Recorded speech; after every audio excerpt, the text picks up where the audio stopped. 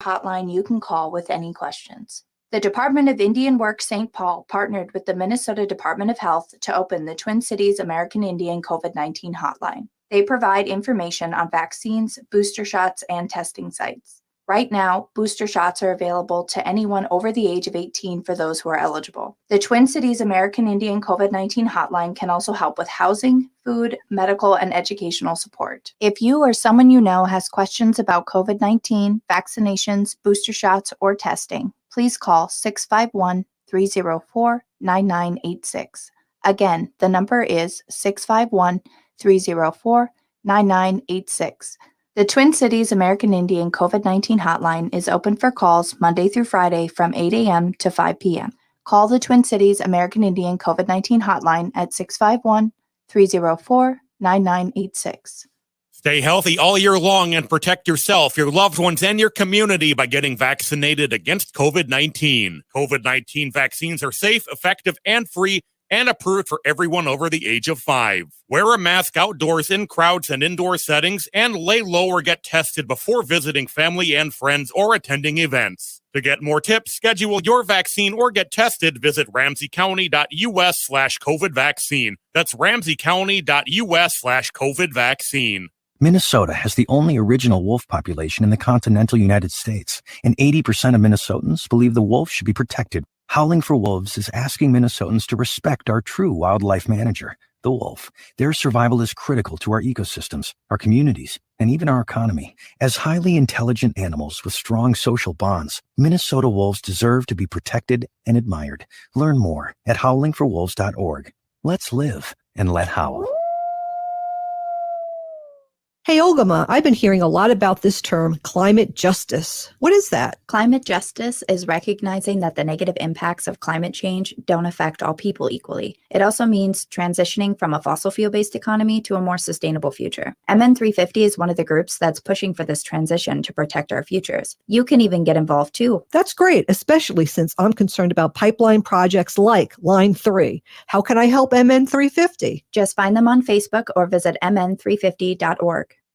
With your AM 950 weather, I'm Brett Johnson. Look for partly cloudy skies tonight with a low around 50, Wednesday sunny with a high near 69, and Thursday sunny with a high around 74. This is Angela Warner with Warner Stellian. If you've got a broken appliance or one you wish would break, don't settle for poor selection and don't pay a penny more than you should. Warner Stellian has thousands of in-stock appliances, plus save an extra 5%. Shop now at warnerstellian.com.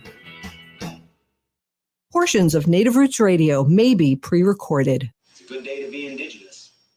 Get up, stand up. They are going to become more brutal. Couldn't cut, any cut again. Because all the hippies are trying to be Indians anyway. They're going to become more repressive because it's a matter of dollars and their illusionary concepts of power. Hey, Victor. We must live in balance with the earth. And also with recent happenings at Wounded Knee. I am awake. Welcome to Native Roots Radio presents I'm Awake, and I'm your host, Wakanja Hade.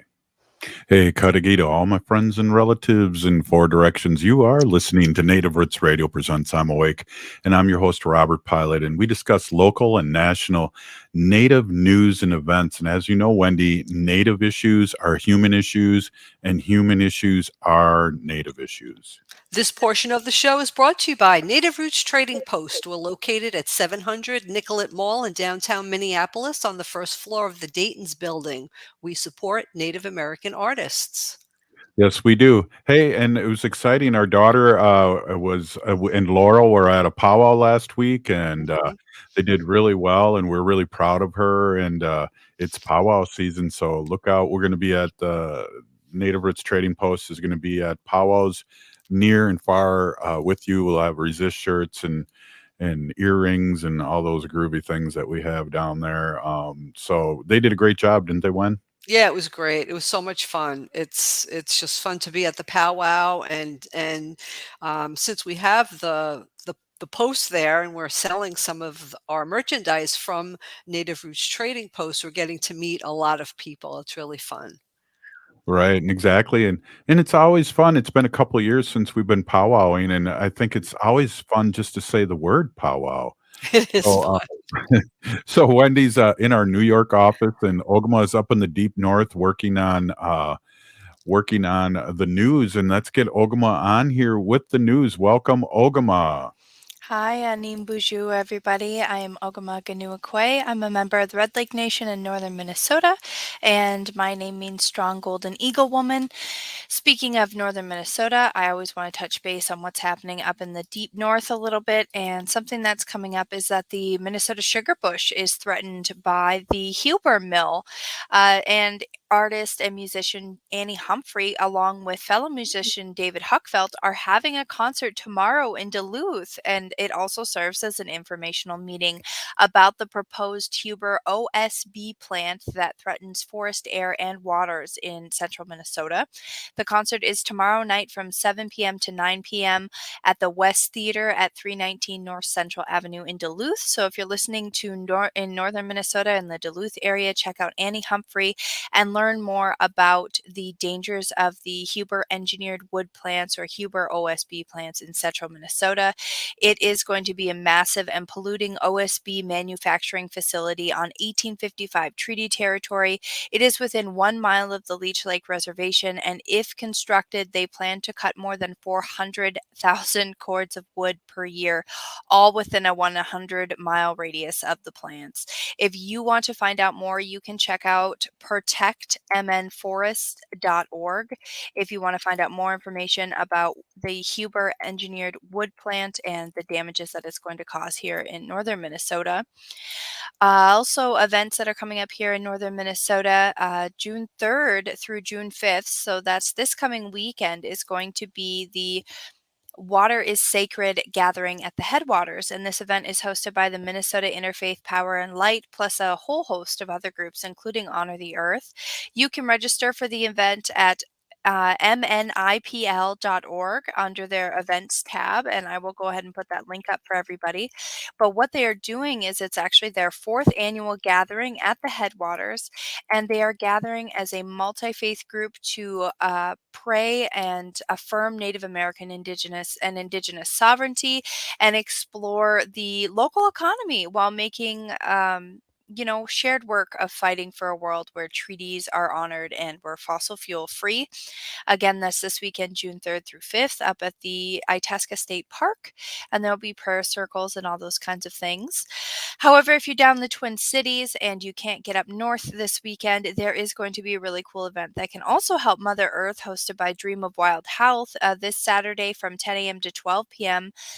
Dream of Wild Health and Minneapolis's Edible Boulevards program are hosting an in-person and online event where they're going to have Elder Hope Flanagan helping to teach people how to forage. So things that look like weeds can often be food. They are going to be starting the in-person gathering with masks, and they are going to be in close proximity. So they ask that people stay home if they're not healthy and switch to watching the event on YouTube if you have the sniffles, a sore throat, a cough. We all know how to social distance by now. Pre-registration is required, so make sure to check out the online event on Facebook. It's called Foraging with Elder Hope Flanagan online, and you can check it out on Dream of Wild Health's page, and you can find the pre-registration information there. Coming up in June at the Shell City Campground in late June, this summer, Honor the Earth wants to return to the Shell River to form the Shell River Alliance, which is intended to protect the Shell River through education, advocacy, land trust, and conservation work and building of community. So there's going to be friends and allies out camping, catching up, canoeing, horseback riding, and having music and events to continue community surrounding the Shell River, which was damaged by Enbridge during the Line 3 construction this past summer. So concerts on the Shell include June is going to be an open mic, although I don't see the dates yet. Saturday, June 25th. It looks like that is going to be one of the dates. And then July, they're going to have Corey Medina, and August, they're going to have Annie Humphrey. Both of those people are wonderful artists. Do you remember when we seen both of them at the Water Protector concert in 2021, Robert? Yeah, Winona's birthday, you mean? Yes, Winona's giant birthday party up on the shores of Lake Yeah. Superior. It was I've beautiful. heard I've heard Anne Humphreys sing before, but I don't know. She really struck me as really Annie Humphrey. Her voice was so, I don't know, word clean. It was just so beautiful and clean. I don't know if you remember that, but that. Annie Humphrey is very authentic as an artist, and she's wonderful to see. Corey Medina is very much the same way. They're both wonderful, talented musicians, and Yeah. I'm actually pretty excited to see either of them play again. Also, Saturday, June 25th in Wisconsin, Communities United by Water is happening, and that is a celebration at Bayview Park in Wisconsin. And they're going to be having it's for Wisconsin Line 5, Communities United by Water is the website you can go to get tickets. But they're going to have water protectors meeting, organizing, informing, singing, dancing, the whole 9 yards. It's basically a giant potluck, and it starts Friday, June 24th with concerts on Saturday and then a closing feast on Sunday.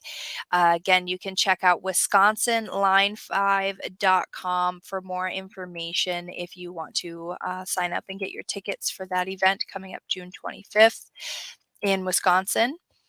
And then Wendy, you're way out in New York, right? I am way out here. Yes, on Long Island. Yes. Long Island. How far is that from Times Square? Drive. It's about 30 miles. Okay. Yeah. So there's this really interesting project. It's called Project 562, Changing the Way We See Native America. And they are going to be having an exhibit at Times Square at the Photoville Festival for 2022. It's a free event. It starts at 1 p.m. on June 4th. So that's this Saturday and goes until 10 p.m. Eastern time. And it's at the Brooklyn Bridge Park, Pier 1.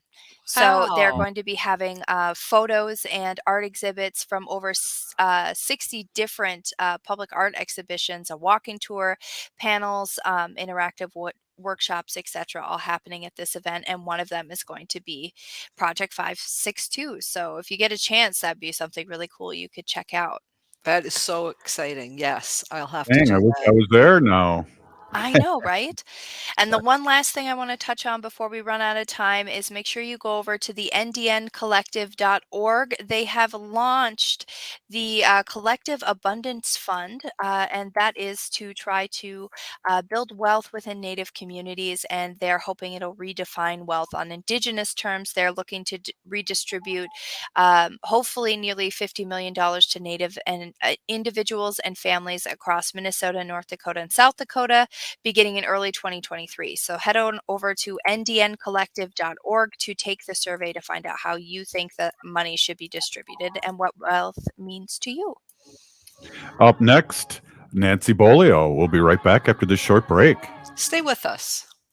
We are your relatives, We are your relations, brothers, sisters, sons. daughters. And some of us are your grandchildren. We are your community. Historically, we held places of honor and respect. Because of the impact of colonization, some of us are rejected, thrown out from family, friends, and community, set up as targets for sexual violence, sex trafficked, humiliated, tortured, and murdered.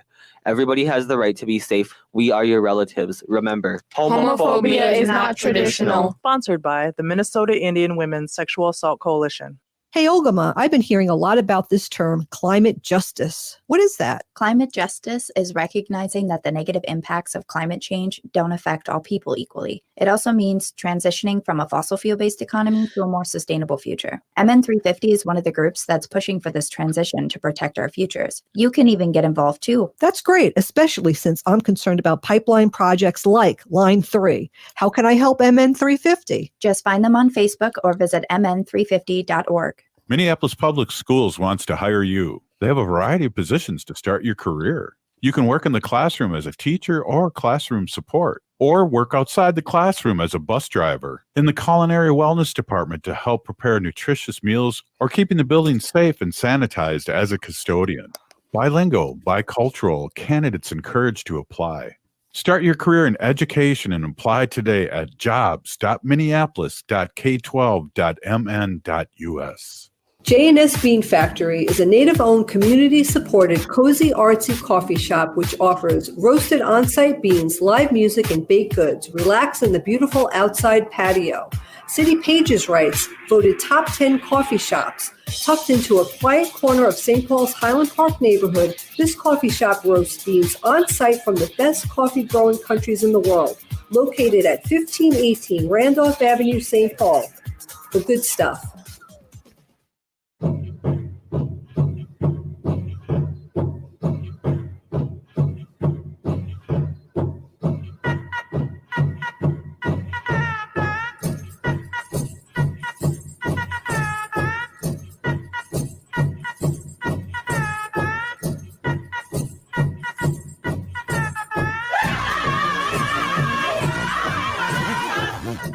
Welcome back to Native Roots Radio presents I'm Awake, and this is Robert Pilot.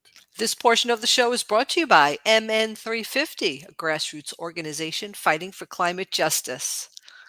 Hey, speaking of MN350, we got Nancy Beaulieu on today, and next on the next segment we're going to have Dr. Stately on. But let's talk to Nancy Beaulieu of Bemidji 350, and I hear rumors your war pony is out there now working. I hear rumors. What's going on?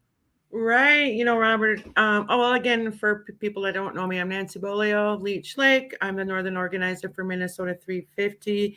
And just today, after I think at least 3 months of no war pony, I feel like I have been set free. I just got it back today, and I'm excited because I feel I'll be out and about a lot more, Robert.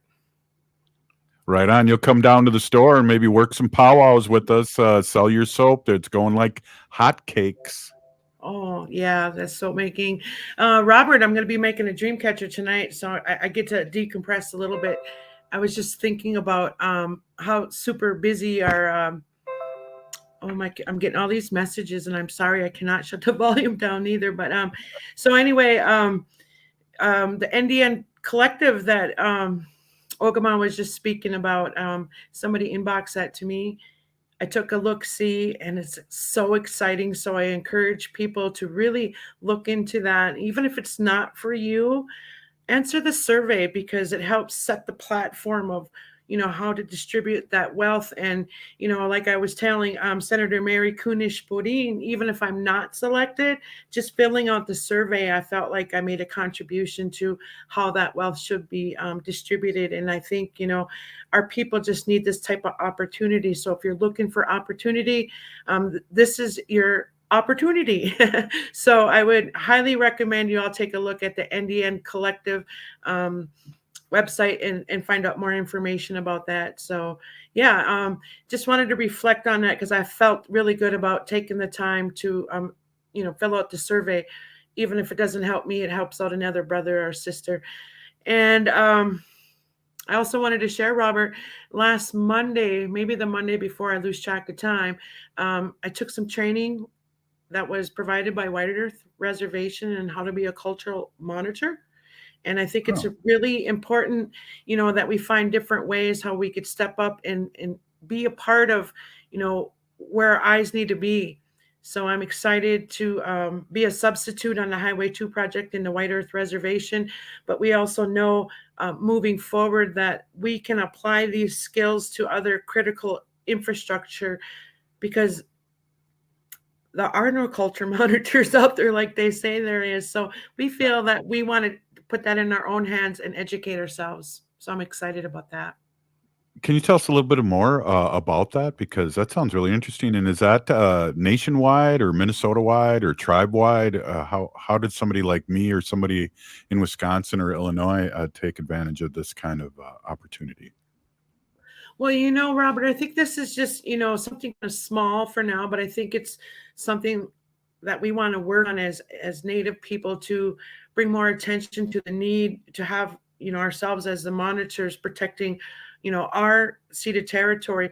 So right now, MnDOT has reached out to the White Earth Reservation in a working relationship to hire some Native people to be monitors on this project. So again, I was given this opportunity. I'm kind of in overload, but I felt, as a substitute, I could still help out and I could get them much needed education. If I should decide to say, hey, I really want to be out in the field and see firsthand, where these critical infrastructures are going through, because we've talked to some retired pipeliners, people that work for these types of corporations, and we find out more often than not, they turn a blind eye to a lot of our sacred sites and pretend they don't see it. So I think it's really critical, we show up and do these type of things. So as this grows more and I learn more, I'm more than happy to share as I know more, Robert. Hey, are you still a little excited from the DFL convention that you were rocking and rolling? Are you still kind of got a good buzz on from that? Can you tell some of our audience about that maybe that might have not been listening to our last episode? Right. That was on my next to share, Robert. So you're reading minds today. Oh, Yeah. So this is like almost, it wasn't last weekend, but the weekend before. So about a week and a half later. And I feel like I'm still decompressing from all that good energy and all the messaging we shared. A good friend of mine, Christian Taylor Johnson, who is a Leech Lake descendant, is Two-Spirit. And I asked him a few weeks before the convention if he could dress in drag.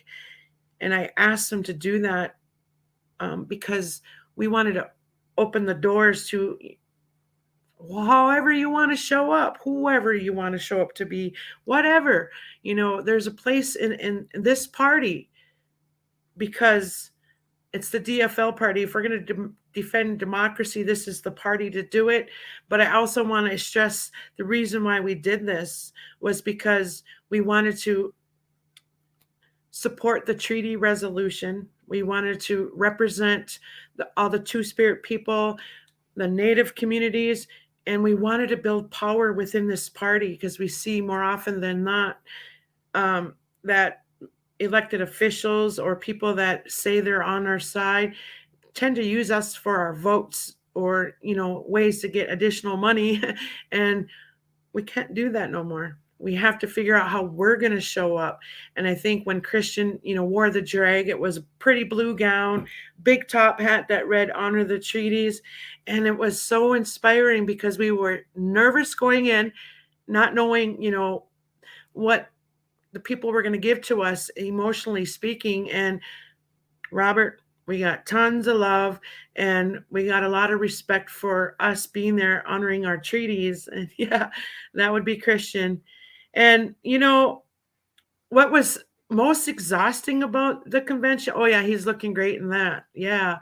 Was we show up where the power is.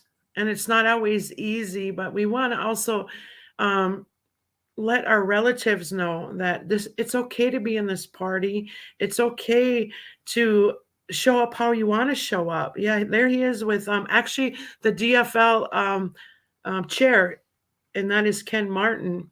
So while we had an opportunity to meet Ken Martin for the second time, we kind of planted a seed to say, hey, this is us. And this is why we're here. We were there for the treaty resolution and obviously the MMIW, which I had an opportunity to speak on behalf as well. But, Robert, if we don't show up to these type of places, those resolutions will fall to the wayside and they won't get voted on and supported the way we need. And I want to give a big shout out to all the other caucuses out there that help pass that resolution, because you need so many precincts to pass a resolution for it to make it to the state convention. And with the help of our allies, again, our allies are great and we couldn't do this work without them. We had the opportunity to bring the treaty resolution to the state convention and speak to it and protect it. And we got 90% of the delegates to vote yes. And Robert, me and you are going to find out who those other 10 are that didn't vote. Yeah. I was just thinking, you can't get 90% of anybody to agree on anything. So that's amazing. Right. And, one of the best things about it was the relationships that we built when we were there. And, moving forward, thinking about what the work looks like. There's a lot of work to do before November 3rd and after November 3rd. So we actually just kind of watered the seed just by showing up at the convention, because, this wasn't new to us. Not that I'm any expert or anything, but this was my second convention. And what we're going to do in the first week in June is meet, and then we're going to shortly after that, we're going to share a story of what it looks like to be civically engaged in this process, because nobody should be intimidated by politics, because everyday people like me show up. And we want to create a space where everyone feels comfortable showing up. So we want to help show the way, not lead the way, but through voter education and all that good stuff, Robert, that we have planned for the next few months, I think is going to be really helpful for our people. And the treaties, our like-minded candidates and our relatives who are running for office. It's really critical that we do better than we did in 2018. Exactly. And wow, in the capacity and things, I just want to give you one quick shout out before we let you go too, is that you were instrumental of those 9,000 new Native Americans on the last election 2 years ago, when we had 9,000 new voters sign up. And we're looking to do more in that, because we have a lot of people that are now just turning 18 too, that are going to have an opportunity to vote. Right. Again, looking forward into what that work looks like. We're really excited about getting that started. And primaries, everybody out there, you need to mark your calendars for August 9th, because if we're not voting during the primaries, our candidates will not make the November 3rd ballot. So again, I'm going to remind you every Tuesday, August 9th, and we're going to show you how to show up and make that happen. Wow, Nancy, thanks again for stopping in. We got Dr. Stately up next. Excited to talk to the doctor, the good doctor, but always exciting to talk to you, Nancy. You always bring a great breath of fresh air. And you know what? You're a doer. We'll be right back after this short break. Stay with us. Hey, Wendy, what are we doing for dinner after the show? How about we go to J. Selby's on 169 Victoria Street in St. Paul? They have a delicious plant-based menu that's compassionate and environmentally sustainable. I'm getting their spot-on vegan Big Mac, the dirty secret. You can pick up and they deliver within a 5-mile radius, or you can call them at 651-222-3263 or visit jselbys.com. Well, you sold me, Wen. Let's go order at J. Selby's tonight. I'm hungry. Are you nervous to go to your mailbox and see one more past due mortgage bill? You could qualify for financial assistance through Home Help MN if you have fallen behind on your mortgage payments due to the pandemic. This Minnesota housing program even has money available to help with other past due mortgage-related expenses. Learn more at homehelpmn.org or call 1-800-388-3226.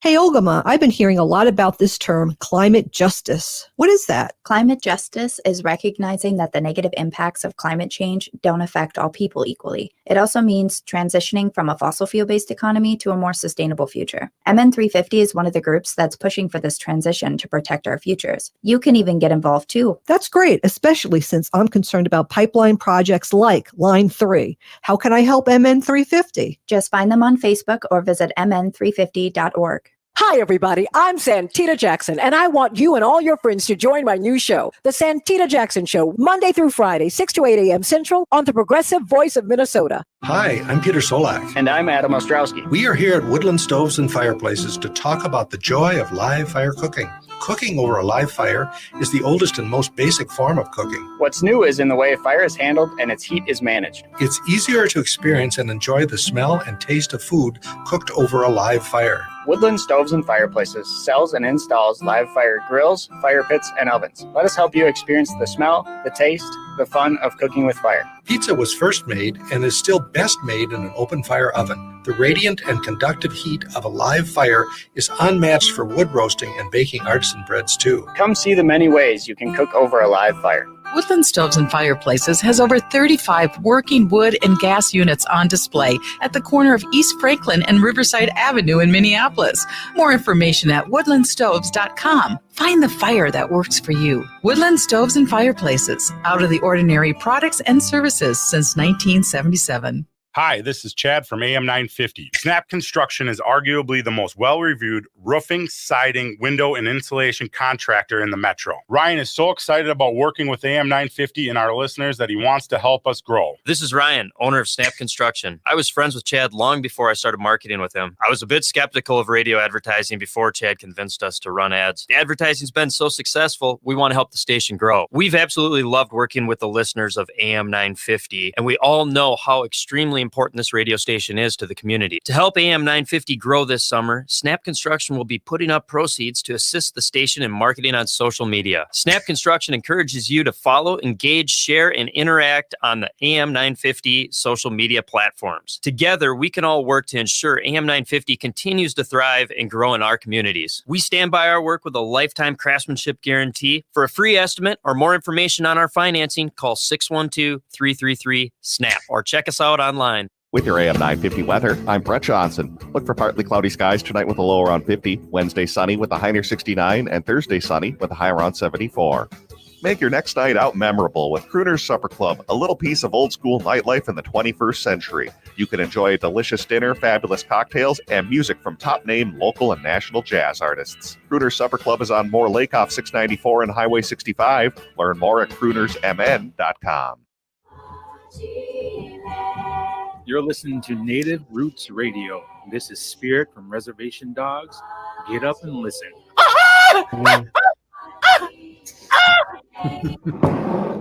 Welcome back to Native Roots Radio. This is Robert Pilot. This portion of the show is brought to you by the Minnesota Indian Women's Sexual Assault Coalition. Looks like Dr. Stately's fighting with the cat again. Come on, Dr. Stately. We have the same problem at our house. Right. He wants me to lay down with him. I've been gone all day.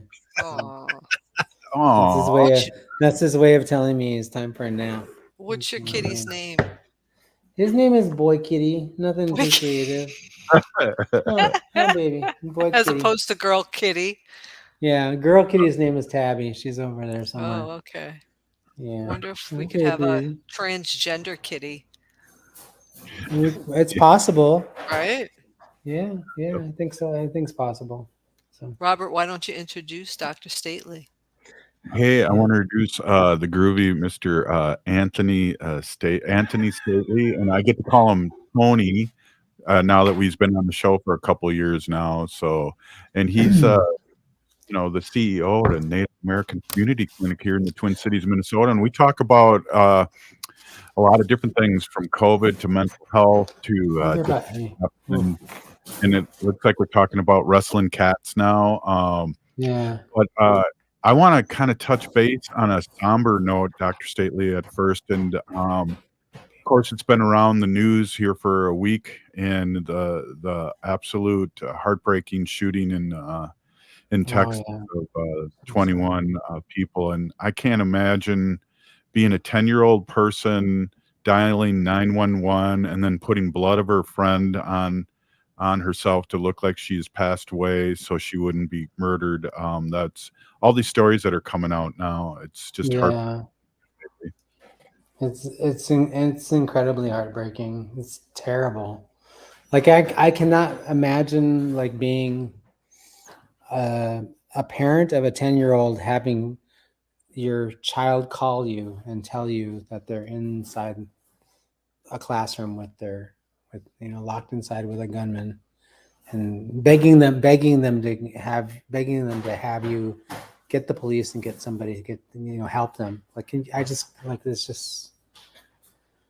Well, and we know like Columbine kids what they went through, and now it's been so long they're having kids now, and their kids are probably roughly around that age. So this cycle has just been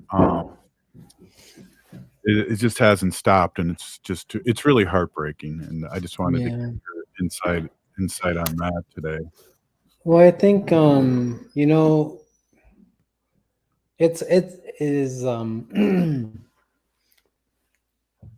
is difficult for me to listen to leaders in our state, in the state of Texas.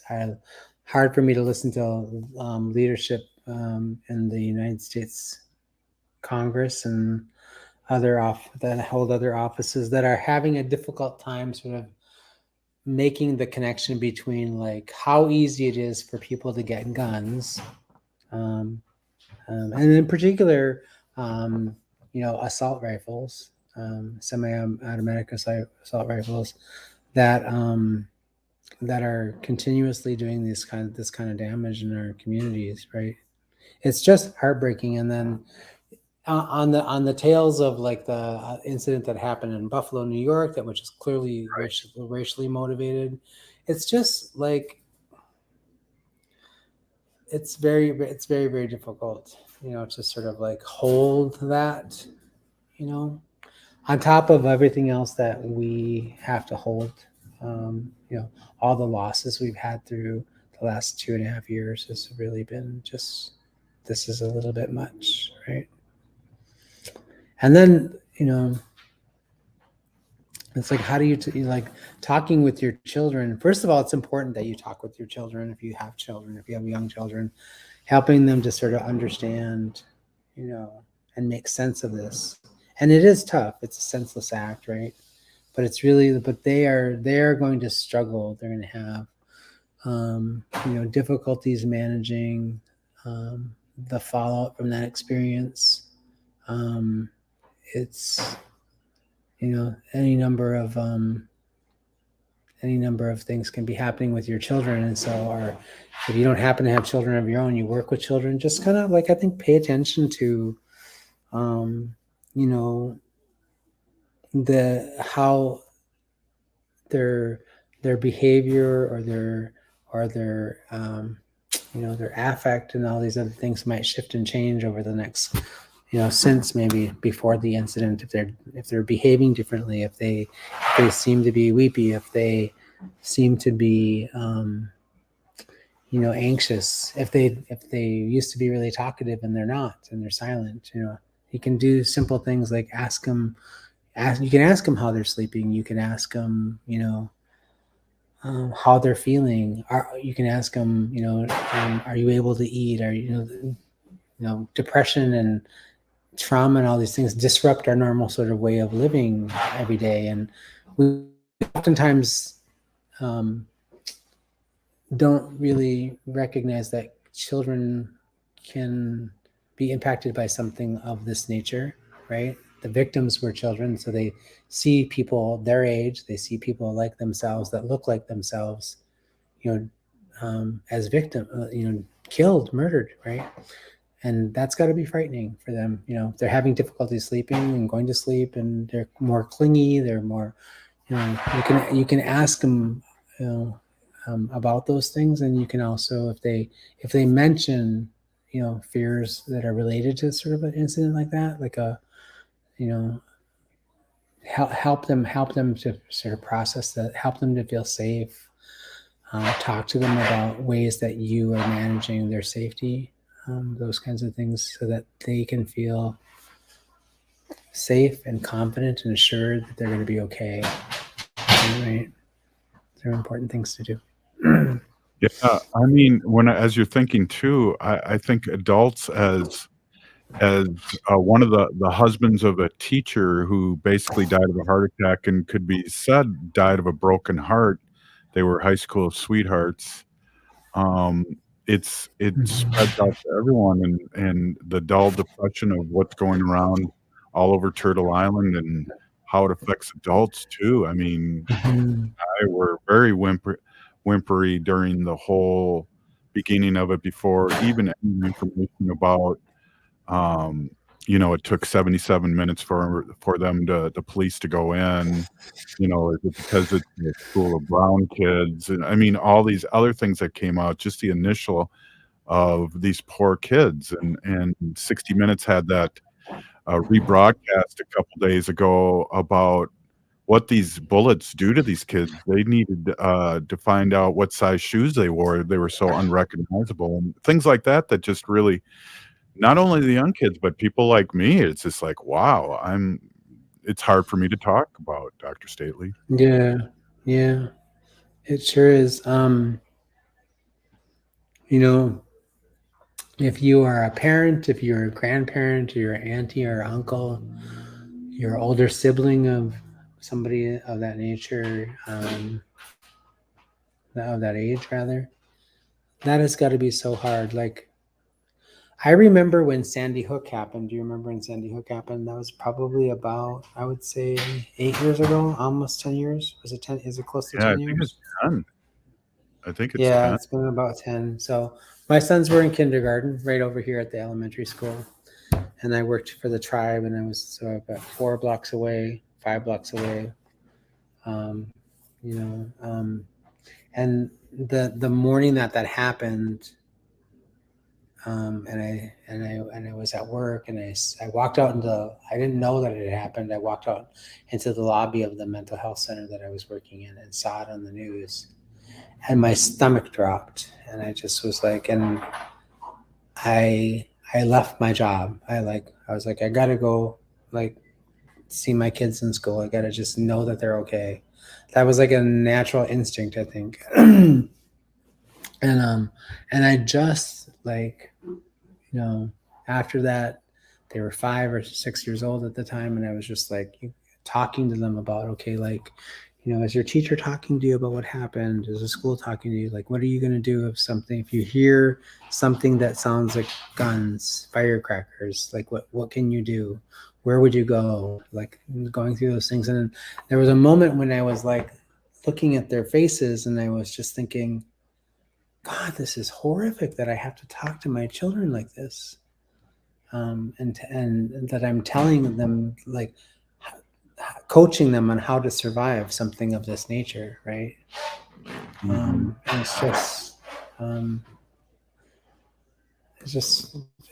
it's unspeakable. I can't even imagine. My heart breaks for those parents and the grandparents and the people who love those children.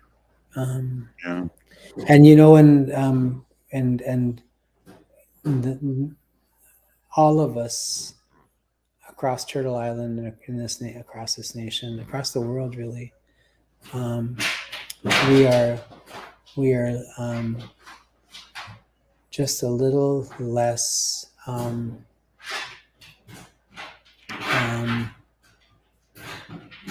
illuminative, or we're just a little less alive because of this event.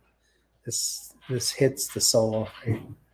So It totally does. And Ogama has a question. I wonder, hold out until the next segment. You can stay with us, Dr. Stately. Yeah, for another sure. segment.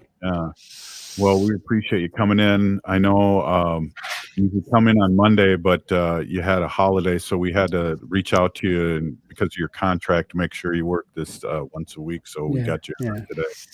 Yeah. It's written big bold letters in the contract: no holidays. Yeah. Right after no pay, it says no pay, no holidays. Oh, yeah, I deserve that one. Hey, we're here with Dr. Stately, and it's good to have some levity here towards the end of the segment. We'll talk some more.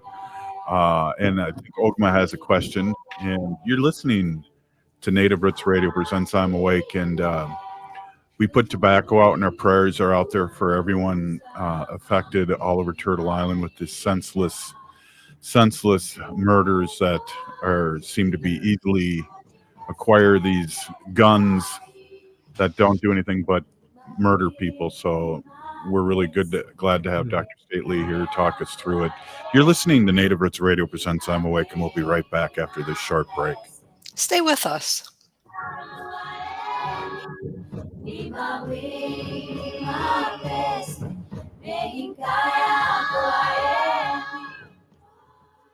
Even though things are getting better, COVID-19 is still around and a threat to our public health. To best protect yourself, make sure you continue to wear masks in high-traffic areas like concerts, sporting events, or crowded indoor buildings. Wearing masks can help prevent severe illness and reduce the strain on our hospitals and healthcare workers. Wear a mask with the best fit, protection, and comfort for you. This message is brought to you by the Native American Community Clinic. Find more COVID information by calling 651-304-9986. Minnesota has the only original wolf population in the continental United States, and 80% of Minnesotans believe the wolf should be protected. Howling for Wolves is asking Minnesotans to respect our true wildlife manager, the wolf. Their survival is critical to our ecosystems, our communities, and even our economy. As highly intelligent animals with strong social bonds, Minnesota wolves deserve to be protected and admired. Learn more at howlingforwolves.org. Let's live and let howl. Navigating COVID while protecting yourself can be difficult. Fortunately, there's a hotline you can call with any questions. The Department of Indian Work St. Paul partnered with the Minnesota Department of Health to open the Twin Cities American Indian COVID-19 hotline. They provide information on vaccines, booster shots, and testing sites. Right now, booster shots are available to anyone over the age of 18 for those who are eligible. The Twin Cities American Indian COVID-19 hotline can also help with housing, food, medical, and educational support. If you or someone you know has questions about COVID-19, vaccinations, booster shots, or testing, please call 651-304-9986. Again, the number is 651-304-9986. The Twin Cities American Indian COVID-19 hotline is open for calls Monday through Friday from 8 a.m. to 5 p.m. Call the Twin Cities American Indian COVID-19 hotline at 651-304-9986. Hi, I'm Jane Fonda, and you're listening to Native Roots Radio. And we're back to Native Roots Radio presents I'm Awake, and this is Robert Pilot. This portion of the show is brought to you by Howling for Wolves, protecting wolves for future generations. Oh, I heard Ogama. Good one, Ogama. Yeah, Robert, I was kind of on social media, and I saw a meme of a cartoon of a dog waiting at the door. And it said something like, I wonder how many dogs in Uvalde, Texas, are waiting for their child to come home. And it was like really sad to see the dog at the doorway waiting for a child that's never going to come home. So, yeah.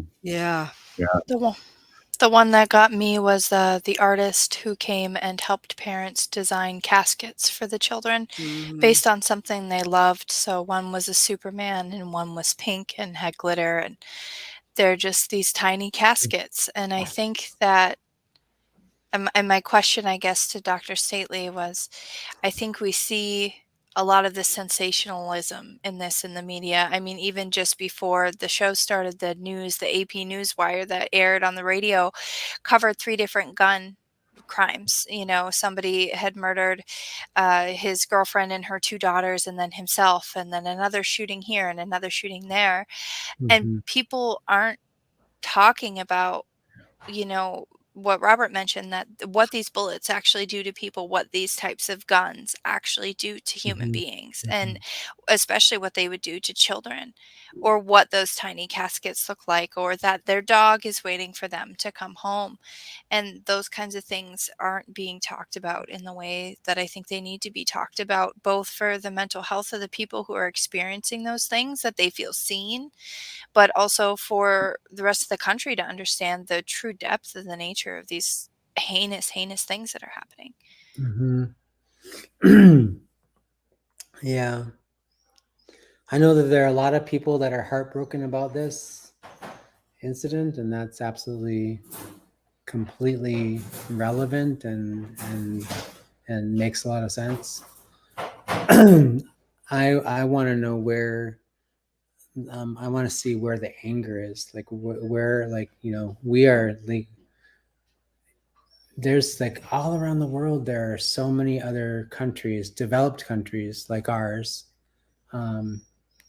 wealthy countries that have stepped up and done passed laws and implemented very stringent gun laws that prevent like assault rifles that are meant for human destruction, guns that are used in wars. They've kept those out of the hands of civilians, right? Our neighbors to the north, Canada is going to implement some gun laws here fairly rapidly to make sure that things like this don't happen in their country, right? And last week, right on the heels of this event. The Prime Minister of New Zealand was talking about, how they responded to this and that mass event that they had a few years back that took 35 of their citizens' lives. Right? They passed legislation immediately to change it. Like, we're like, we have a country with people who have their values are completely, they say that these things are their values, right? We have people in the country who are a whole group of people who are like pro-life, and their life is important up until the point that the child is actually born. And after that, it's like we allow people to do whatever, these kinds of things that actually make children much more vulnerable once they're born and once they live in our society. Because like Republican leaders or conservative leaders, they're not all Republicans, there's some Democrats, like, let's not forget that Joe Manchin hasn't sort of stepped up and done his job as a Democrat.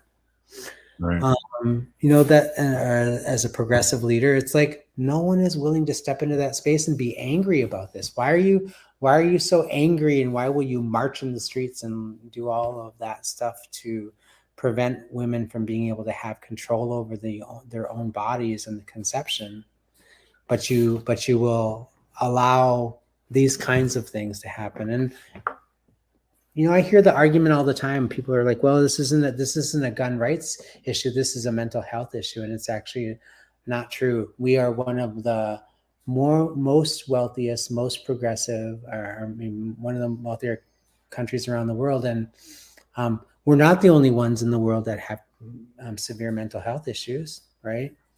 But what we are is the one country around the world that has severe mental health issues and also has these kinds of mass shootings, and those things are not necessarily related or even interconnected, right? And people who have severe mental illness, by and large, are much more likely to be victims of violence and victims of assault than they are to go out and commit assault. And that has been demonstrated over and over and over and over and over again in practically any significant piece of research that looks at this problem, right? What's the problem here is that the NRA, has a stranglehold on the conservative Republican base, right? Mm-hmm. So much so that they're fearful to step up and be true leaders, right? And that's devastating. And so my message to them and to people who sort of support them is like, well, this tragedy, you own them. You have the responsibility of this tragedy as much as the person who actually killed them. So, Dr. Stately, when we were young, the NRA was about gun safety. Yeah. Then they started promoting, rights for guns, Amendment 2. And now they're just salespeople for the gun community or gun salespeople. That's how they make their money. And it's ridiculous. Let's get rid of them. Yeah. Well, I mean, I hate to, I don't know. I should not say it. I won't. It's interesting to me. This is my observation, right? So when we were young, that was true. What's interesting to me is that those things started to change, that the importance of that and the trajectory of all of that started to change actually with the rise of civil rights, with the rise of American Indian rights, with AIM, when we started to sort of kind of move in this direction of like more equality for people of color and more equality and when we started to move in the direction of progressiveness, right, and recognizing who we are as a nation, that we were built, that we, meaning the nation was, I'm indigenous, so I was here before they were, that this nation was built on the principle that all people are equal. Well, a lot of people in our country think like, oh, if I give equality or I'm equitable and I give something to this other group of people, it means I have less of something. And so it strikes fear in them. It motivate, that there's no reason to have an assault rifle if you're not fearful. if you're not filled with fear, right? And you're not going to get trampled to death by deer or anything else just coming through your front door.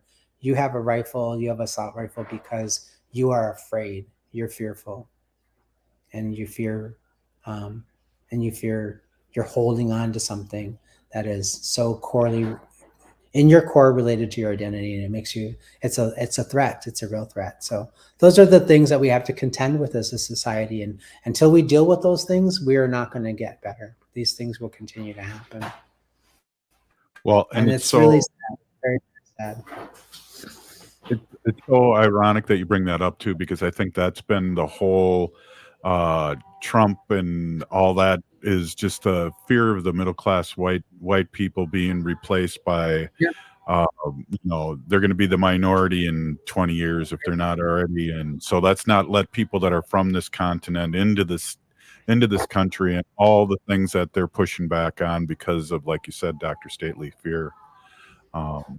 Appreciate your insight and everybody's contribution today to this. This is a tough thing to talk about, and I really appreciate it. Okma, Pinigigi, Nancy Beaulieu, Wendy, as always, and Dr. Stately, thank you so much for being on. You're listening to Native Roots Radio Presents I'm Awake, and we'll be back tomorrow. No matter if you're eating out or cooking something at home, eat local